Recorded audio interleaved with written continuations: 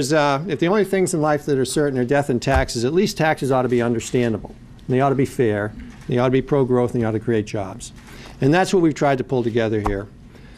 A tax bill which is bipartisan, which is absolutely critical, which is in the tradition of and the history of and really a follow-on to the Reagan-Bradley proposals of 1986, which were so pro-growth and so oriented towards getting this economy and this country going.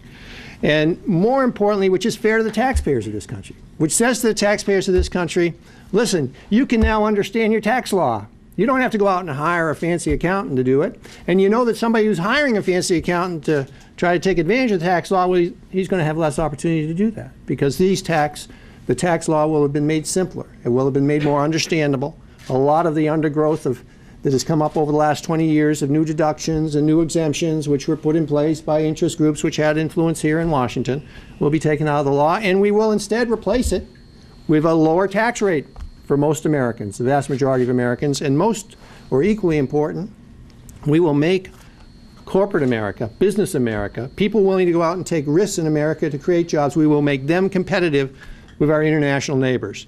Today, the United States has the second highest corporate tax rate in the world, in the industrialized world.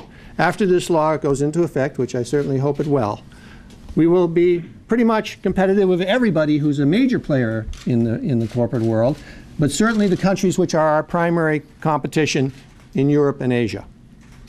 And that is critical.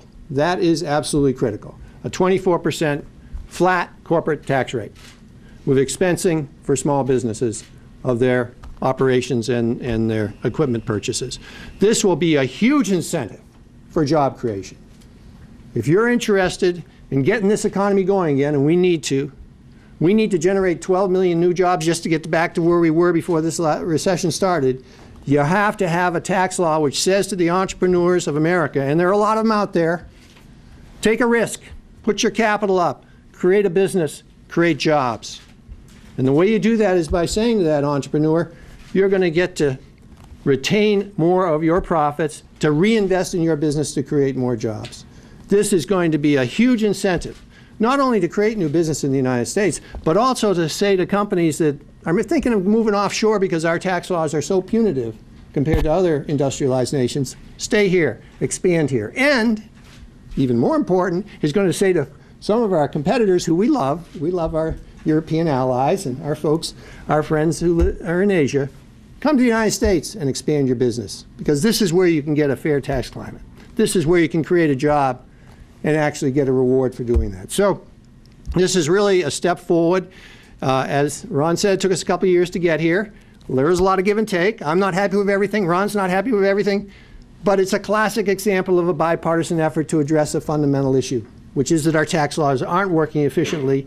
They aren't producing an economy that's strong. They aren't incentivizing people to go out and take risks and create jobs. And the average American just finds it just too complicated to do their own returns in many instances, and that's not right, and it's not appropriate. So we're putting forward a proposal which is fairer, simpler, more pro-growth, and more likely to create many more jobs here in the United States.